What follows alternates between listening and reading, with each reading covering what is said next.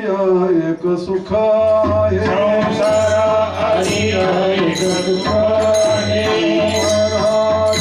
एक सुख आहे संसारादी एक सुख आहे सर्वांगे पाय विठोबाचे सर्वांगे पाय विठोबाचे सर्वांगे पाय विठोबाचे होय सर्व संसार दुःखाचा होय सर्व संसार दुःखाचा होय सर्व संसार दुःखाचा होय सर्व संसार दुःखाचा दुःखाचा देश काही दुःखाचा देश काही दुःखाचा देश काही तयाची सोपी आहे सुख तयाची सोपी आहे सुख तयाची सोपी आहे सुख तयाची सोपी आहे सुख मुखे नारायण गुरुदेव मुखे नारायण गुरुदेव मुखे नारायण कधी सोय करुणा सागरे सर्वजनी सोय करुणा सागरे कधी सोय करुणा सागरे सर्वजनी सोय करुणा सागरे महाकाव बरे नवासे महाकाव बरे नवासे महाकाव बरे नवासे म्हणे केले उपकार केला तिने उपकार केला केले उपकार केला तिने उपकार केला या भाविकाला करायासी होया भाविकाला करायाचे होया भाविकाला करायाचे होय सर्व संसार दुःखाचा होय सर्व संसार दुःखाचा होय सर्व संसार दुःखाचा होय सर्व संसार दुःखाचा दुःखाचा देश आहे मनके दुःखाचा लेश आहे मनके दुःखाचा लेश आहे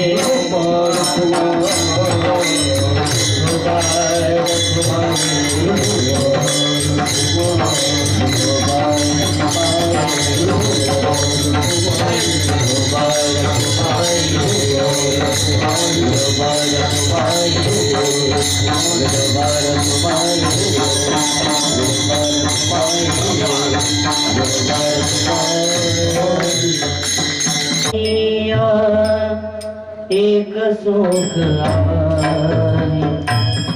एक सुख संसारानी एक सुख एक सुख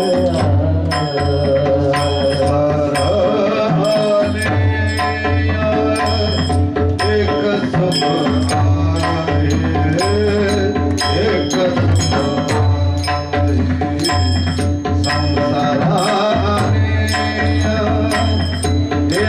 सुख एक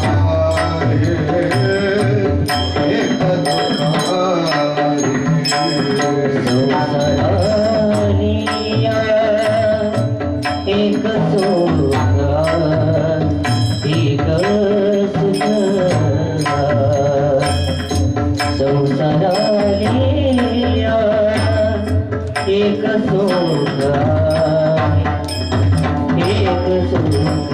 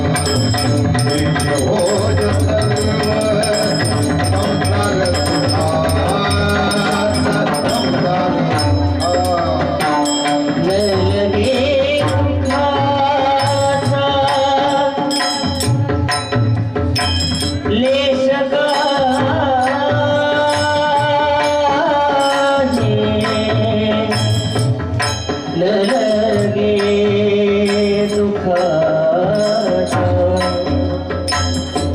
क्लेश का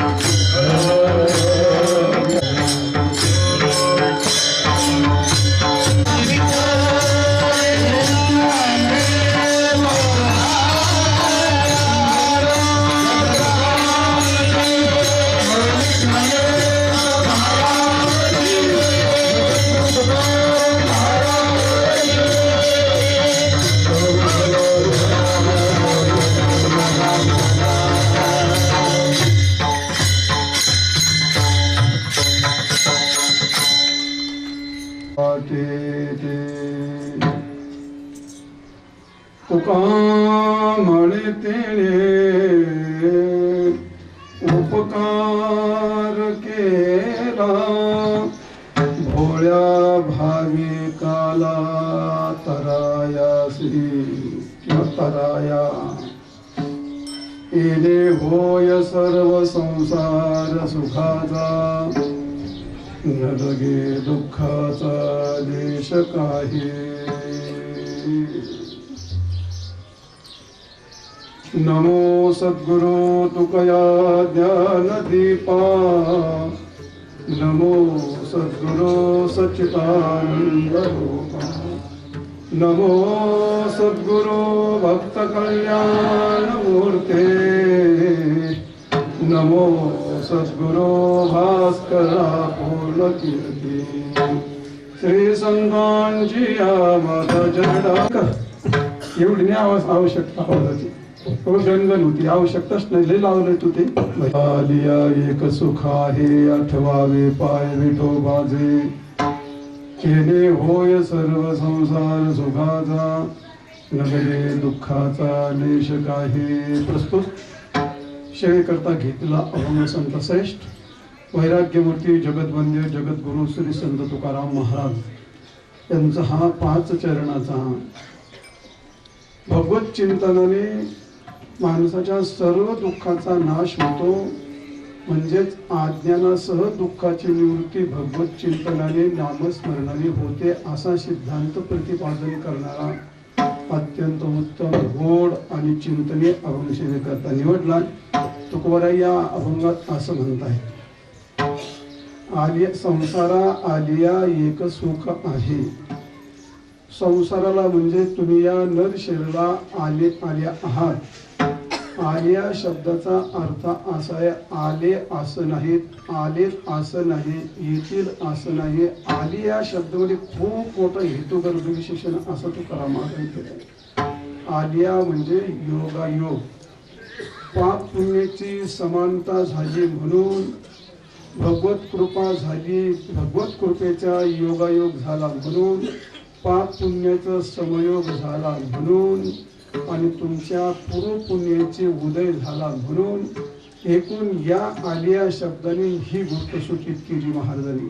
संसारा आलिया एक सुख आहे, भगवान आणि भगवंताची भक्ती नामस्मरण सोडून बाकीची इतर सर्व सुख सुख नसून ते दुःखच आहेत. सुख हे विशेषण, एक हे विशेषण या सुखाला दिलं म्हणजे भगवंताला आणि भगवंताच्या भक्तीलाच सुख म्हणतात.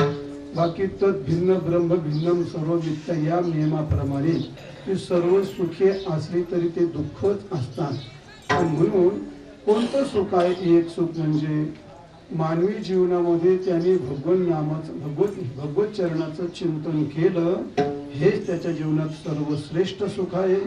हे एक सुख आहे, अविनाशी सुख आहे, नित्य सुख आहे. म्हणून महाराज म्हणतात संसारा आलिया एक सुख आहे, आठवावे पाय विठोबाचे. आठवावे शब्दाचा अर्थ स्मृती म्हणजे स्मरण करणे.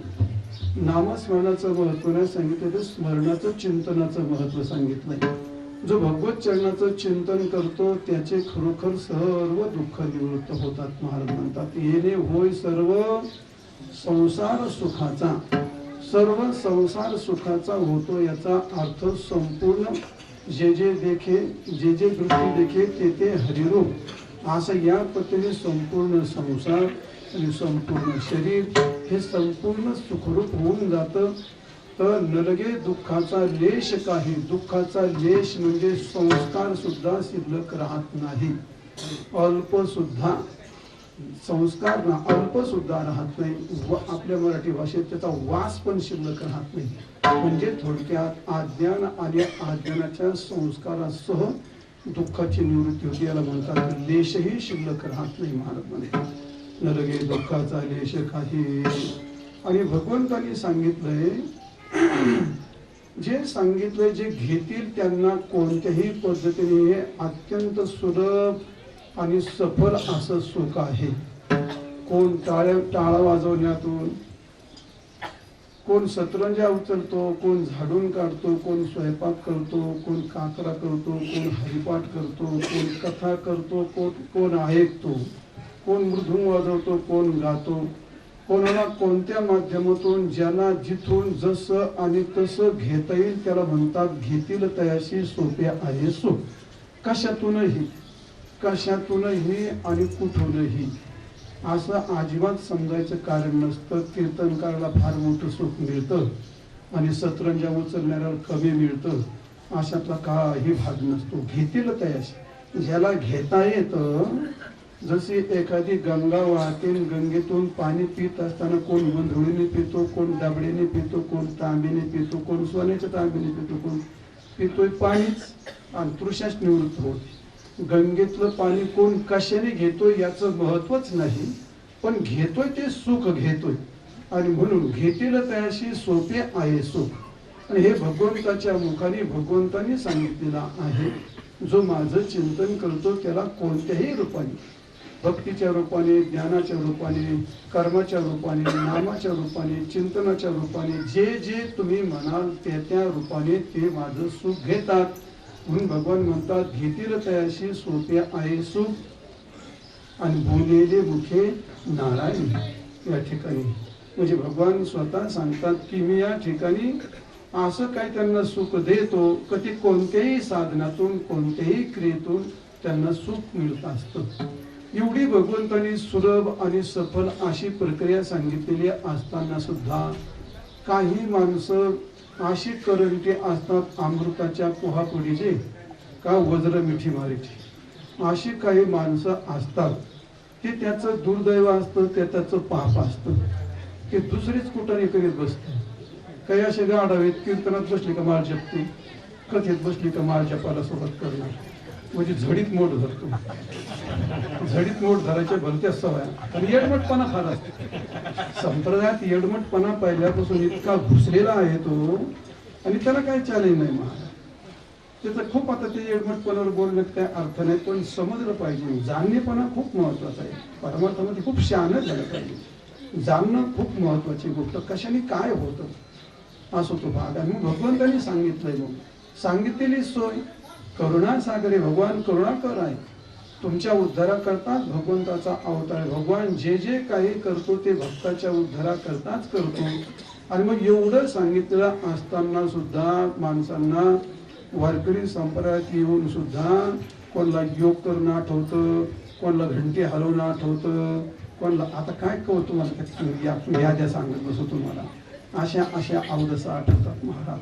पण त्यातून ते बामणाची पळी असते एवढी एवढी कांडभर ते तेवढं त्याच्यात येत असतं. आलं तर आलं ते.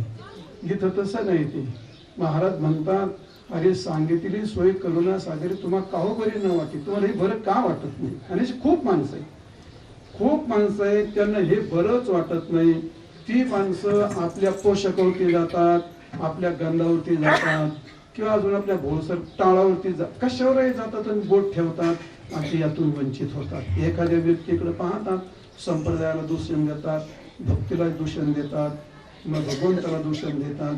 मग भगवान म्हणतात, तुकाराम महाराज म्हणतात, तुम्हाला हे बरं का वाटत नाही? भगवंताने एवढं सगळं केलंय, हे बरं का वाटत नाही तुम्हाला? आणि मग बरं न वाटणारी माणसं तर पुढे आला विषय आला तर सांगाल तुम्हाला. पण ही बरीच वेळा माणसाला हे बरं वाटत नाही. ही त्याची मोठी चूक आहे.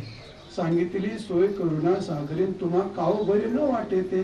भगवंताने हा सगळा भोळ्या भाळ्याचा संप्रदाय आहे. भोळे भाळे भक्त गाताती साबडे आणि त्यांचे प्रेम आवडे विठ्ठलासे.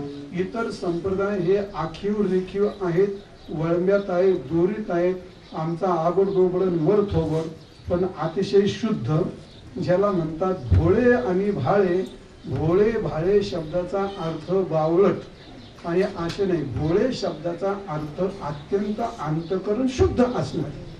त्यांचे पोषक असेच असतात, आमचे पोषक असेच असतात. एक माणसाला म्हणतात, महाराज मला तुमचं सगळं आवडतं, पण तुमचे ते धोतर नाही आवडत मला, ते धोतर फेटी. मग आता तुझ्या घरचं काय चोळणी घाला, तुला धोतर फेटी आवडत नाही, त्याचा पोषकाचा काय प्रश्न नाही, आम्हाला काही बंध नाही ती. आणि म्हणून भोळे भावी ही संप्रदायाची नाव अशी आहे. नावेत बसला का तिथं जातीचा भेद नाही, वर्णाचा भेद नाही, वयाचा भेद नाही, शिक्षणाचा भेद नाही, फलाचा भेद काहीच नाही. नावेत बसला का तर आंधळ पांगळ धडकं शिकलेलं अडणी सहज कळायचं. वारकरी संप्रदायात येऊन पडला ना मनुष्य, नुसता पडला पडून राहील ते ठाई. नुसत्या का रोट्या जोडीना, हा नुसत्या का रोट्या जोडीना, पण विश्वासाने जोडल्या पाहिजे ती. हा किंवा दिवस काढायचे याच्याने आला मग नाही, विश्वासाने रोट्या जोडल्या पाहिजे ती असे. आणि म्हणून संप्रदायात नुसता पाडला, नुसता हरिपाठ घेतला, चटका बसायला एवढा ढेपसा लागतो असं काही. एवढा वेळा असतो तरी चटका बसतो. तर चटका कळला तर आता ज्याला चटका कळत नाही तर त्याचं काय करतात आपण. म्हणून महाराज म्हणतात भोळ्या भाविकाला, तुका म्हणे त्यांनी उपकार केला आणि भोळ्या भाविकाला तराया किंवा तरायासी किंवा तरावायासी असा हा अभंगाचा तुम्हाला शब्दशः अर्थ सांगितला.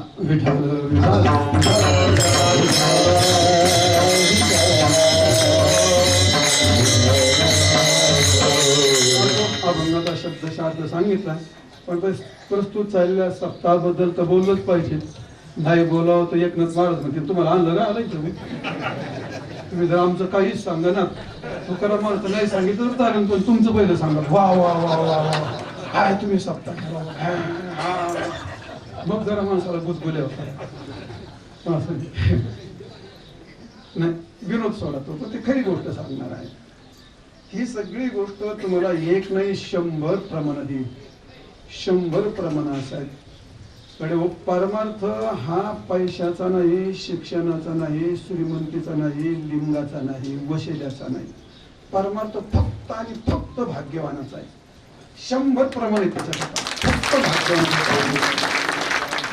पहिलं ज्ञानेश्वर महाराजचं प्रमाण तुम्हाला सांगितलं. मौली असं म्हणतात, जन्मोजन्मांतरी असेल पुण्य सामुग्री तरीच नाम जीव. आता मौलीचं प्रमाण कुठं म्हणायचं का? बहुत सुकृताची जोडी म्हणून का तुमच्या बापाची खिरपेंड काय म्हणून 8 दिवस सगळं सोडायचं इथं बसायचं माग एवढी पुण्याची गठुडी लागती त्यावेळीच ते टिकतं त्यावेळी त्याला ते गोड लागतं त्याच्याशिवाय नाही गोड लागत महाराज असंही आता म्हणते तहसीलदार तुमचे बंधू ते म्हटले ते नुसतं बायकोला सोडायला आलो होतो म्हटले पण आलो तसा तिथं थांबलो म्हटले बरं लगेच तसेच नका हो बॉस बुवा नका हो म्हणजे झालं हे तर जादू आहे संप्रदायाची ही तर तुकवाल्यांची शक्ती आहे म्हणजे पुण्य आहे मग ते नाही सांगायचं पुण्य असलं का अशी गोष्ट घडते बहुत सुकृताची जोडी म्हणून विठ्ठली आवडी नाथ महाराज म्हणतात अनेक जन्माचे सुकृत पदरी आणि त्याचे मुखी हरिपाय ठेवा तर संतांचे प्रमाण कुणीकडे लाव त्याचे शब्द अर्थ काय शिकले ना श्रीमंत बाई का पुरुष असं काही नाही असा विशेष नाही इथं प्रश्नच येत नाही इथं सगळी गोष्ट इथे गुरूंची भेट असते परमात्मा प्रवेश असतो सगळ्या गोष्टी फिरून फिरून आणल्या ते भाग्यवरच येऊन ठेपतात आणि म्हणून गुरुजी असं म्हणायचे आमचे माणसाने भाग्यावर होऊन जन्माला यावं करंट होऊन जन्माला यावं 2 बायका झाल्या 2 गाड्या घेतल्या ते काय तिथं भाग्याचं काय वर्ण ते काय कोणला असू शकतं भाग्यवान जन्माला येतो याचा अर्थ परमा तरणा भाग्यवंत नटी हरी कीर्तन असे तुकाराम महाराज म्हणतात अरे ही गोष्ट सहजासहजी ठरवून सुद्धा होत नाही किंवा आमच्याला होते असं काय नाही महाराज म्हणतात तिळ पुण्य साचा पडे तरी हे बहुता जनी जोडे पुण्य साचा पडे तरी हे बहुता जनी जोडे नाम पुढे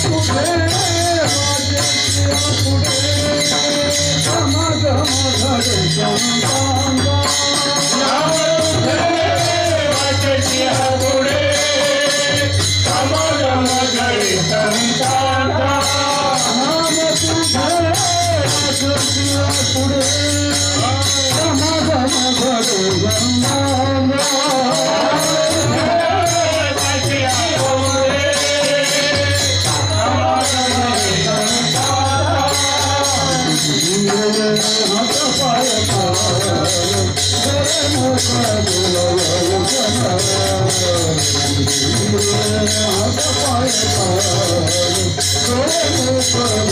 संतांगा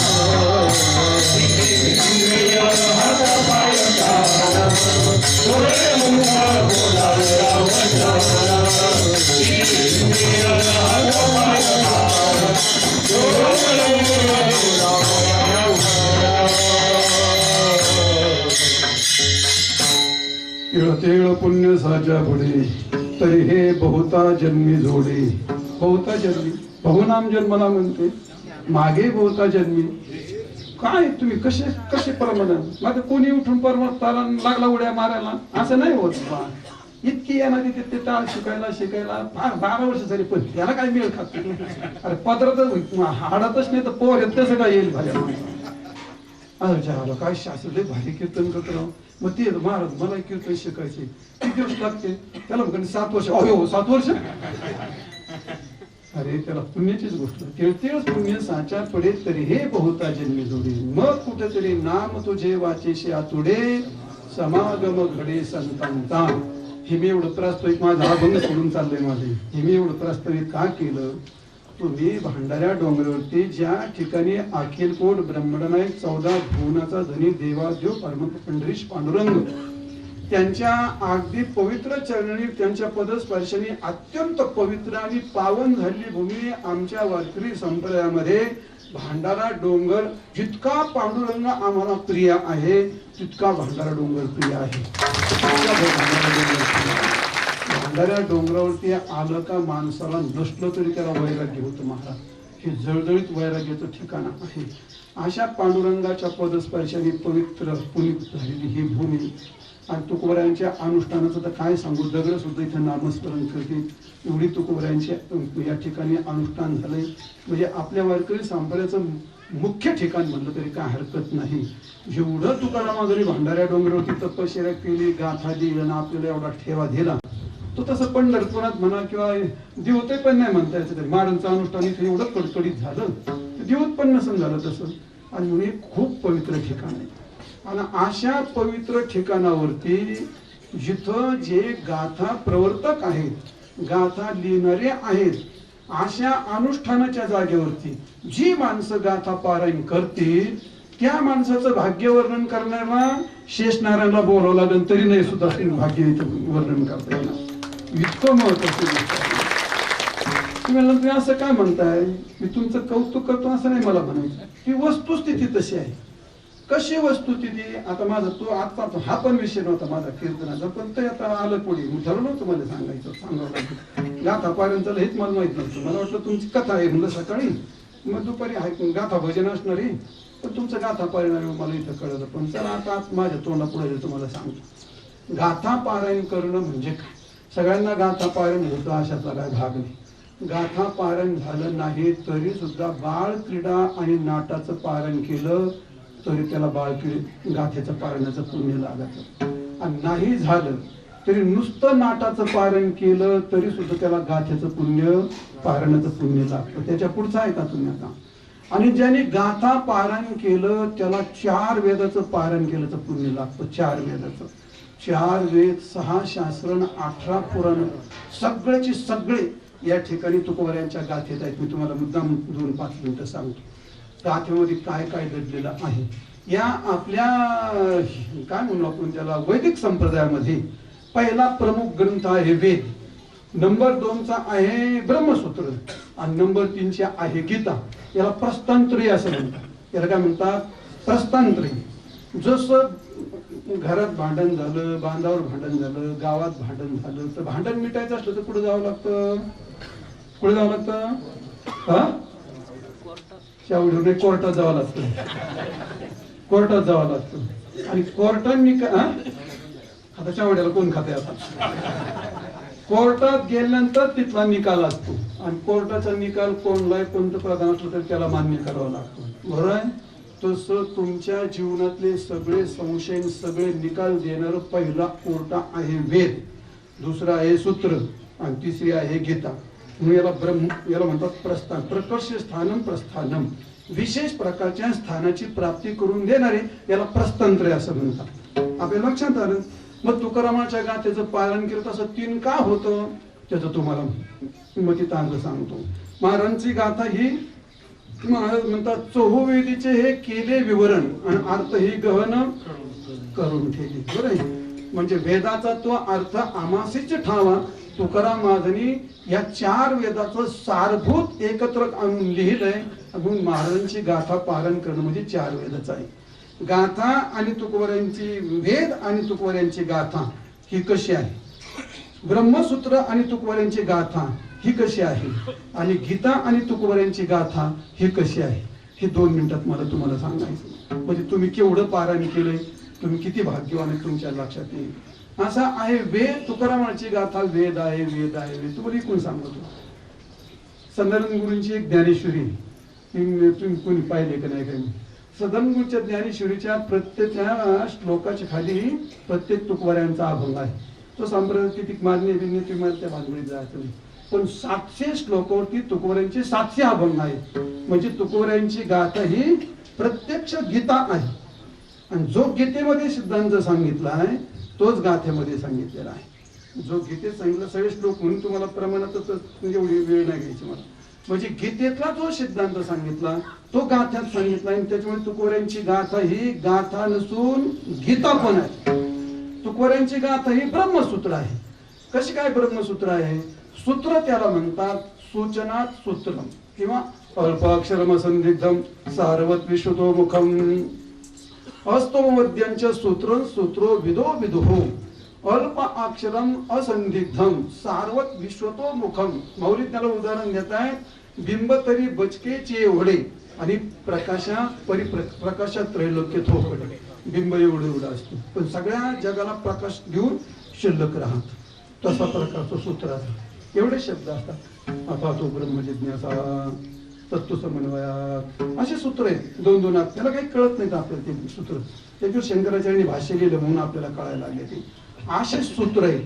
जो सूत्रात अर्थ सांगितला तसे तुकोबऱ्यांचे सूत्र आहेत. तुकोऱ्यांची गाथा गाथा नसून तुकोऱ्यांची गाथा ही ब्रह्मसूत्र आहे. ब्रह्मसूत्र कशी आहे कळून घेतलं का कळत काय काय अवघड नाही. कशी सूत्र गाथा कशी सूत्र आहे. जसे सूत्र म्हणजे अल्प अक्षरम असं पहा. आपल्या संप्रदायात 3 गोष्टी महत्वाच्या मानल्या. कोणते? पहिलं मानली भक्ती, दुसरं वैराग्य, तिसरं ज्ञान. बरोबर आहे का नाही. भक्ती सांगण्याकरता भागवतासारखे प्रचंड ग्रंथ निर्माण झाले. कधी वाचला भाऊ तुम्ही भागवत? कधी कळायचा भागवत? कळत नाही कळत. बरोबर आहे का नाही कळत. दुसरे वैराग्य. वैराग्य सांगण्याकरता व्यास महर्षींचं आपण काय म्हणतो ग्रंथाचं नाव ते नाही वशिष्ठांचं योग वासिष्ठ खास वैराग्य सांगण्याकरता असा प्रचंड ग्रंथ निर्माण झाला. आता कधी पाहणार तो आपण आपल्याला कसं काय कळायचं तो. आणि तत्वज्ञान सांगण्याकरता दशोपनिषदे, ब्रह्मसूत्र, भामती, भाष्य इत्यादी इत्यादी अनेक प्रकारचे ग्रंथ निर्माण झाले. पण आपल्याला ते कळत नाही. पण तुकोबारांनी एकाच वाक्यात भागवत सांगितलं, एकाच वाक्यात ब्रह्मसूत्र सांगितलं आणि एकाच वाक्यात सगळे ज्ञानाचे ग्रंथ सांगितले. ही तुकोबारांची शैली आहे. कशी काय आहे? तुकाराम महाराज म्हणतात भक्ती आणि एकाच भक्ती ते संपला भागवत, एका वाक्यात संपला भागवत. भक्ती ते नमन, वैराग्य तो त्या संपलं योग वासिष्ठ. ज्ञान ब्रह्मी भोग ब्रह्म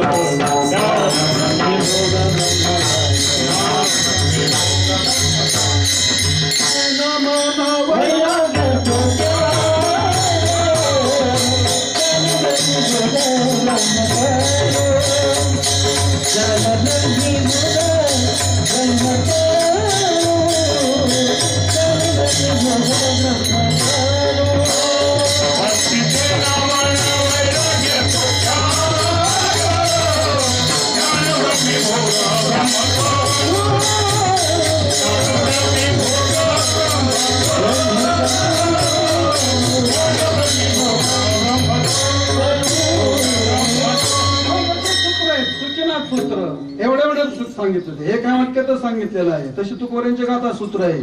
रज्जू सर्पाकार भाषेले संपूर्ण ब्रह्मसूत्राचं उत्सूत्र त्यामध्ये आलंय सगळं एकाच वाक्यात रज्जू सर्पाकार भाषे. आता किती सूत्र सांगू तुम्हाला. तुकोबारांची गाथेतले प्रत्येक तुकडा एक तुकडा हे सूत्र आहे. आणि म्हणून तुकोबारांची गाथा असून हे ब्रह्मसूत्र आहे. तुकोबारांची गाथा असून ती गीता आहे. म्हणजे एकटी तुकोबारांची गाथा ही गीता ही आहे आणि ब्रह्मसूत्र आहे. तशी तुकोबारांची गाथा ही वेद आहे. कशी काय वेद आहे? वेदाची आणि तुकोबारांच्या बऱ्याच वेळा वारकरी म्हणतात महाराजांची गाथा वेद आहे वेद आहे. म्हणजे काय रे? म्हणजे काय की बाबा लोक काय की बाबा म्हणजे काय हे लक्षात ठेवलं पाहिजे का नाही. महाराजांची गाथा वेद का आहे हे काय फारशा लोकांना माहित नाही. महाराजांची गाथा का म्हणतात त्याला वेद? पहिली गोष्ट महाराजांची गाथा आणि वेद याला काय म्हणतो वर्ण सादृश्य त्याच्यामध्ये आहे, मंत्र सादृश्य त्याच्यामध्ये आहे, अर्थ सादृश्य त्याच्यामध्ये आहे. म्हणजे मंत्र सादृश्य आहे, अर्थ सादृश्य आहे, उत्पत्ती सादृश्य आहे आणि वर्ण सादृश्य आहे. या 6-5 गोष्टी महाराजांच्या एकत्र आहेत. आणि उत्पत्ती सादृश्य पण आहे. तुम्हाला सांगतो काय मंत्र सादृश्य. वेदामध्ये मंत्र आलेत का नाही? हरे राम राम राम असा हा वेदातला मंत्र आहे. तुकोबारांच्या गाथेत मंत्र आलेत काही? मंत्र दिला रामकृष्ण हरे. एक आता नको प्रमाण तुम्हाला सगळ्याला पाठ आहे, जास्त वेळ घेण्यात काय मजा नाही. असे तुकोबारांच्या गाथ्यात एक का किती अनेक ठिकाणी मंत्र आले. रामकृष्ण हरे विठ्ठल केशवा मंत्र हा जपवा. म्हणजे मंत्र आणि जसे वेदात मंत्र आले तसं गाथ्यात मंत्र आलेत. मंत्रत्व औषधक आणि गाथा आणि वेद एक असल्यामुळे तुकोबारांच्या गाथ्याला वेद. कशामुळे? मंत्र सादृश्यामुळे. वर्ण सादृश्य जे वर्ण वेदांनी वापरलेत वेदात असाले अनोरणियान महत्व महेयान. तुकोबारा सांगतात अनुरणिया थोकडा तुका आलंय का नाही वर्ण सादृश्य? किती आता एक झालं का बाद झालं? वर्ण सादृश्य आलंय, मंत्र सादृश्य आलंय, अर्थ सादृश्य आलंय. जो वेदाने अर्थ सांगितलाय तो तुकोबाराने अर्थ सांगितलाय ना. वेदाने अर्थ काय सांगितला? वेद असा म्हणतो यतो अयमानी भूतानि जायन्ते येन जातानि जीवन्ति यत् प्रयन्ते अविसंविशं तत् ब्रह्म विजिज्ञासस्व. म्हणजे संपूर्ण सृष्टी ही परमात्म्यापासून झाली, परमात्म्यातच जगते आणि परमात्म्यातच विलीन होती. याचाच अर्थ तुकाराम महाराज म्हणतात, जया बाजूनी सकळ महे मंडळ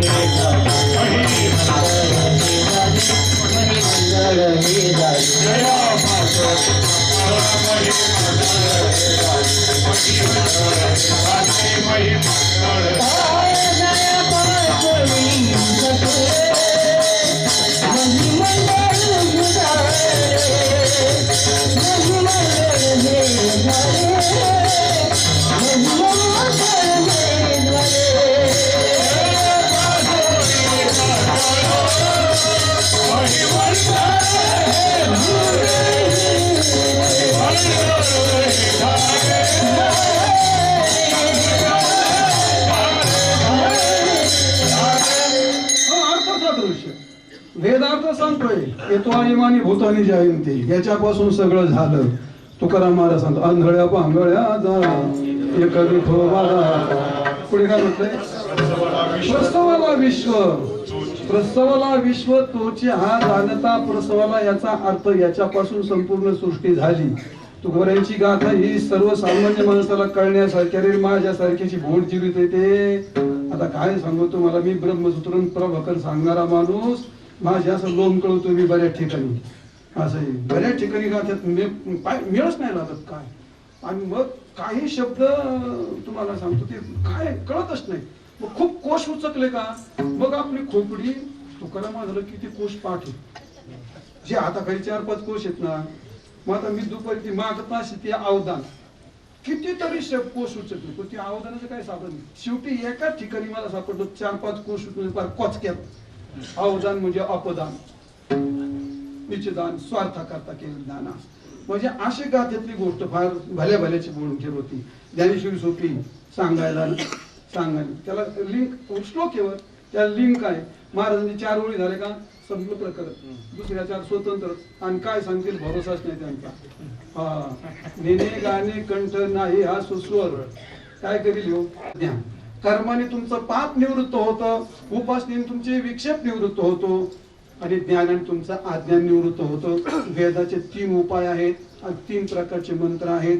तुकोबारायांची ज्या तो अशी गमतीची महाराज, एकाच वाक्यात 3ही पण होतं. हल्ल्याची एवढी तुम्हाला माहिती का, आम्ही ते पंढरपूरला राहायचो, मी एकनाथ महाराजाला माहिती, तुम्हाला आठवतं ते धुंडा महाराजांच्या याच्यात ते हातात परत घ्यायचं, त्याच्यात बत्ती असायची आणि ते एवढी टोपी राहायची, आणि इकून लिहिलं असं हल्ल्याची उडी, इकून हल्ल्याची उडी, हल्ल्याची उडी, हल्ल्याची उडी, पोटाला पोटाला काय, पोटाला पोटाला, डोक्याला डोक्याला, सर्दीला सर्दीला, हागुळीला कशाला चालायचं. आता आम्ही त्यावेळी लहानच होतो ते, आता पोरगटत. मग ते एक माणूस आमचा ते मित्र होता, म्हणलं याला पोरग होत नाही, हा मला घ्या म्हणा होते म्हणा. हल्ल्याची वडी ही जशी सगळीकडे कुणीकडे चालते, त्याप्रमाणे तुकोबारायांची गाथा. तुम्हाला एकच वाक्य सांगेल महाराज म्हणतात, या ठिकाणी नाम घेता मन निवे जिवे अमृत आणि होता ती बरवे अवघे शकून लाभाचे चित्ताची स्थिरता सांगितली. नाम घेता मन निवे ही उपासना सगळी वेदात आली या ठिकाणी.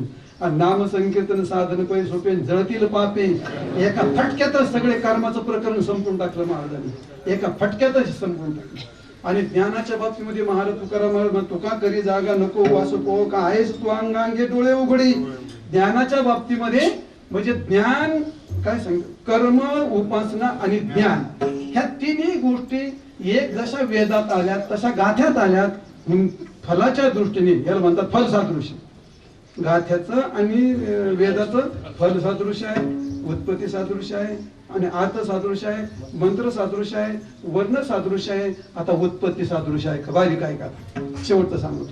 उत्पत्ती ज्याच्यापासून गाथा झाला, ज्याच्यापासून वेद झाला, त्याच्यापासून गाथा झाला. विठाल विठाल.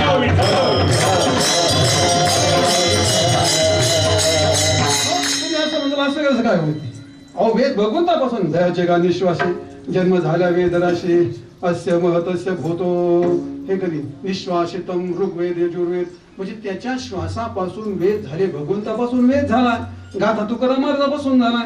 असं वाटतंय की नाही आपल्याला, पण नाही नाही नाही, तसं नाही, तसं नाही. त्याची गंमतच वेगळी तुम्हाला सांगतो. ज्याने वेद लिहिला त्यानेच गाथा लिहिला. आता त्याच्यात अजून बारीक कंगोरीत पण इतकं तुम्हाला सांगा. ज्याने वेद लिहिला त्यानेच गाथा लिहिला याला म्हणतात व्युत्पत्ती सादृश्य. कसं काय झाला असा? अरे ज्याने वेद लिहिला, तुकाराम महाराज म्हणतात वेद मी लिहिला आणि गाथा सुद्धा मीच लिहिला. तुका म्हणे आम्ही विधीचे आणि पुढे स्वयंभू आहे ते केले न हो. विधीचे जनिते अर्थ विधी म्हणजे वेद आणि त्याचा उत्पत्ती करता मी आहे. एक संगती. दुसरी संगती आता एक दुसरी संगती अशी आहे. मग तुकाराम महाराज हे संत आहेत का प्रत्यक्ष विष्णूच आहेत? म्हणे रामेश्वर भट आणि तुका विष्णू. मग तुका का तुका विष्णू? तुका विष्णू आणि वेद कोणापासून झाला? विष्णू पासून. आणि वेद गाथा कोणापासून झाला? आता मग ज्यांनी वेद उत्पन्न केला त्यांनी गाथा उत्पन्न केला. तर तुम्हाला हा म्हणायला काय हरकत आहे? आता हा म्हणायला काय हरकत आहे? ज्याने वेद उत्पन्न केला त्यानेच गाथा उत्पन्न केला. याच्यात काही दुमत असायचं काही कारणच नाही अशा प्रकारे. आणि म्हणून तुका म्हणे आम्ही विधीचे जनिते किंवा तुकाराम महाराज. दुसरं असं एक उत्तर गोड लिहिलं. महाराज म्हणतात मला तेवढं ज्ञान नाही, मी ते लिहिलंच नाही. तुका म्हणे माझं बोलवितो देव आणि अर्थ गुह्य भाव कोण जाणे कोणा कारणे झालेशी निर्माण देवाचे कारण देव. काय करविली कटकट करविली तैशी केली कटकट आणि वाकडे केली तर सुज्ञात जास्त नको. साळुंकी मंजूळ बोल तसे वाणी आणि शिकविता धनी पाण्या पामरे बोलावे उत्तरे परित्या विशंभरे. तुका म्हणे माझं बोलवितो देव किंवा प्रसादा वाचून तुमच्या कापशी मारत पुढे प्रसाद तुका म्हणे माझी कोणी वदविली वाली. प्रसादा वाचून तुमच्या तुका म्हणे माझी कोणी वदविली बोलविता धनी. आता काही शंका राहिली का तुम्हाला? मग आता ज्या अर्थी तुकाराम महाराजाला सगळं भगवंतांनी बोलवलंय तर गाथा लिहिणारा आणि वेद लिहिणारा तुम्हाला दोन महिन्यात तुम्हाला तोड आहे गाथा काय? अजिबात नाही. आणि म्हणून ज्याने गाथा लिहिला त्याने वेद लिहिला आणि ज्याने वेद लिहिला त्याने याला म्हणतात उत्पत्ती सादृश्य. म्हणून गाथ्याला वेद म्हणतात. म्हणून गाथ्याला वेद म्हणून गाथ्याला पाच वेद म्हणतात. आता फक्त लक्ष द्या. आता तुमच्याकडे परत एकदा कॅसेट वाजवतात तर मला रोज पाठ सांगायचं वय त्याच्यामुळे आता लोकांना जड जात असेल. पण आता हे बघा तुम्हाला आधीच माफी मागतो. मी भलता रंगील बो आहे. आता म्हातारा जरी झाला असला तर उभं नाही राहत मला. पण मी 70 वर्षात जरी झालं पण मी लय रंगील बो आहे.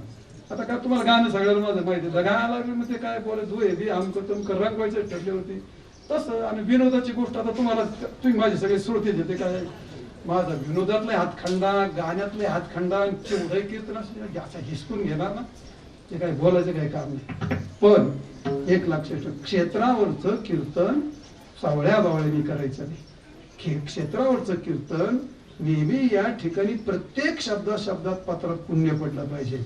आपण नवर बायकोच्या काही भाकड कथा जर सांगितल्या तर इथं नाही. मुद्दा एवढा सांगायचा मला गाथ्याला पाचवा वेद सगळे वारकरी म्हणतात. पण का? त्याला हे एवढे कारण आहे. आणि म्हणून या कारणामुळे तुकोबारायांची गाथा ही वेद आहे. मग आता तुम्ही पारण गाथ्याचं पारण केलं तर कशाचं पारण केलं? तुम्ही आता पारण केलं. आता सूत्राचं पारायण झालं, गीतेचं पारणही झालं. आणि म्हणून तुकोबारायांची गाथा एकटीच प्रस्तंत्र आहे. तुकोबारायांची गाथा ही एकटीच प्रस्तंत्र आहे. आणि असं गाथाचं पारायण ज्या मुख्य ठिकाणी घडतंय त्याच्या एवढं तुमच्याकडे पाहून मला माझ्या पोटात लय केळ करायला लागले. खरंच मला तुम्ही आधीच सांगितलं असतं ना खरंच मी आला असतो. मस्त व्यासपीठावर बसला असतो. जेवढं जमेल तेवढं. पाय सुजलेत माझे. मी गाथा पारणच केला शिवरात्रीला. तर ते जर जास्त बैठक झाली पाय सुजले थोडेसे. पण तरी मी आपलं केलं असतं बसलं असतं. पण आता जाऊ द्या वेळ गेली निघून. आता काय बघू किंवा पण काय असं गरीबाचं लेकर लय वाळीत नका टाकत जाऊ. खोटं नाही सांगत. हे बघा माझ इतका भाग्यवान महाराष्ट्रात कोणताच महाराज नाही. एक पण माझ इतका करंटा पण दुसरा कोणता महाराज नाही. मला भाग्यवान काय मला देवानी सगळे गुण दिले. बरोबर आहे का नाही? सगळे गुण दिले देवानी मला. दुसरी गोष्ट माझ्या भोवतीने मी 50 विद्यार्थी मला कुठे 12 तास पार बैठतात. अजिबात त्यातून बाहेर, मग ते माझं भाग्यच. पण हे तुमच्यासारखी माणसं नाथ महाराजांना म्हणलं, अहो हे सगळी देवासारखी माणसं आता नगरच्या परिस्थिती विकत आणू माणसं, अहो त्याला मरायला वेळ नाही. अहो चालन कीर्तन, आता कीर्तन पुढे तर महा टिंगर खायला वेळ नाही, मग काय नगरच्या परिसरातली माणसं एवढी दुर्दैवी आणि आता जाऊ द्या महाराज, फक्त एक त्याला शब्द आहे, फक्त राक्षस एवढाच. दुसरं काही शब्द. आता नगर कोणी असले तर तिथं जाऊन तिथे नगर मध्ये लई जोडी तुम्ही त्यांच्या तोंडावर मी काय घाबरत. पण तुम्ही भाग्यवान माणसं आहे, तर मी तो नाथ महाराज म्हणतो एवढी पिढी लोपली का परमार्थानंद लोपला. पुढे येतात या महेशच्या वयाची किती काढते तिथे तुमच्या पुढे वस्तू कुठं काय हे तुमचा आनंद आहे माझ्यासारख्याच होणार आहे. पण असो भाग मुद्दा एवढा सांगायचा होता मला, गाथ्याचं पारण करताय नाथ महाराजांना पण खूप मोठे धन्यवाद दिले पाहिजे. हे करवितात काय घडवितात आणि हे कोणत्याही उभं खूप कष्ट असतात, खूप येणं द्यावं लागतात, काहींचं ऐकून घ्यावं लागतं, सगळ्या गोष्टी त्रासाच्या असतात. आणि एवढं उभं करायचं, तुम्हाला एवढा मोठा पुण्याचा झाला तुमच्या हातात आणून ठेवलाय, त्यामुळे आता त्यांना पण मोठं धन्यवाद दिले पाहिजे. असं त्यांच्या हातून कार्य घडो. पण माझंच कीर्तन ठेवी जावं बरं झालं, एखाद्या असू द्या, आपण आपल्या अभंगातलं बोलूया. आता तुकाराम महाराज संसाराजी एक सुख आहे, आठवावे पाय विठोबा.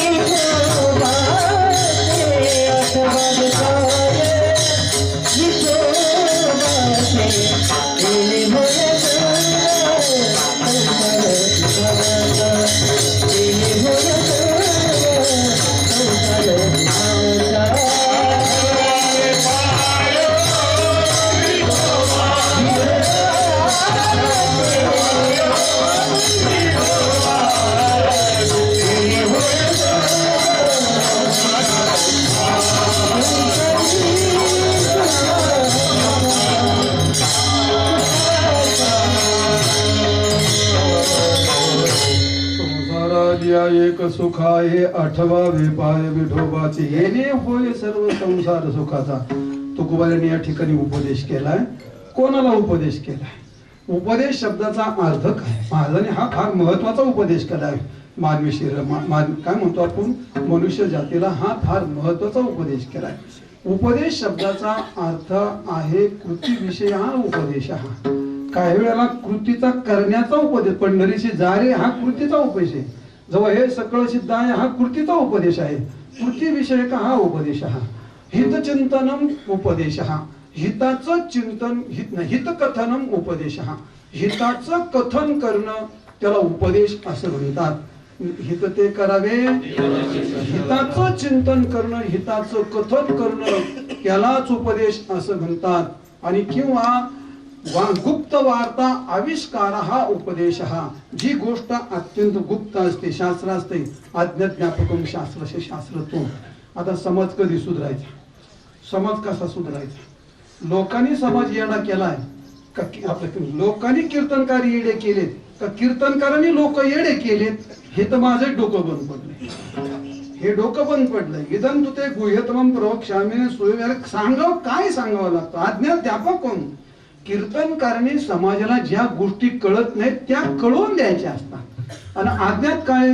गुप्त वार्ता आविष्कार हा उपदेश. हा जी गुप्त गोष्ट आहे, जी कळत नाही, भक्ती कळत नाही, ध्यान कळत नाही, माणसाला उद्धाराचे साधनं कळत नाहीत, हे सांगणं याला उपदेश असं म्हणतात. आता प्रबोधनकार भानगडी बिनगडी, आता मी काय तुम्हाला काय सांगत बसू? आता ते कीर्तनकारच कारच झाली ते सगळे. आता काय लय कठीणच गोष्ट झाली ते. असं लय त्याला काय होतो, अपूर्व अपूर्व असं. मी काल तेव्हा याला एक वाक्य ऐकलं, महाटाचं भूषण म्हणजे पांडुरंग, आळंदीचं भूषण म्हणजे पांडुरंग माऊली, आणि महाटाचं भूषण म्हणजे शिवाजी महाराज. लगेच टाळ्या. आता काय अपूर्व याच्यामध्ये? लहान पोर कळते पांडुरंग म्हणजे आमच्या वारकरीचं मेन. आणि आळंदीचं पण मौल्य अपूर्वता काय सांगितलं वाक्यात अपूर्वता असली पाहिजे तरच त्याला उपदेशाचं रूप येतं. आणि म्हणून उपदेश शब्दाचा अर्थ आहे गुप्त वार्ता आविष्कार हा इदंतु ते गुह्यतमं प्रवक्षा वगैरे वगैरे असे त्याला उपदेश असं म्हणतात. किंवा धर्मविशिष्ट व्यापार हा सत्यम वद धर्मं चर सत्य बोले मुखे दुःखी अनेकांच्या दुखे हे उपदेश आहेत महाराजांचे हे उपदेश आहेत. किंवा जाऊ द्या शेवटचं वाक्य सांगतो प्रतिपत्ती अनुकूल व्यापार विशिष्ट उपदेश हा जे ज्याने माणसाला ज्ञान होतं. अरे तुकाराम महाराजांनी नाथ महाराजांनी बायकोशी कसं बोलावं हे पण शिकवलंय, संसार कसा करावा हे पण शिकवलंय.